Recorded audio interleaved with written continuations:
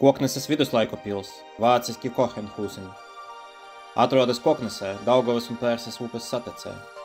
Kokneses viduslaiku pili uzcēla bīskapa Alberta valdīšanas laikā, virs senāka Latgaļu pilskalna. Tad izliņoja Tihenhauseniem, tad pili savā tiešā pārziņā pārņēma Rīgas arhibīskaps. Tā bija arhibīskapa galma pils. Šeit uzturējas līdz 900 cilvēkiem. Līdzās pilī veidojas arī pilsapmetne. Pils guva peļņu no muitas, iekasējot samaksu no garām braucošajiem plostiem un kugiem.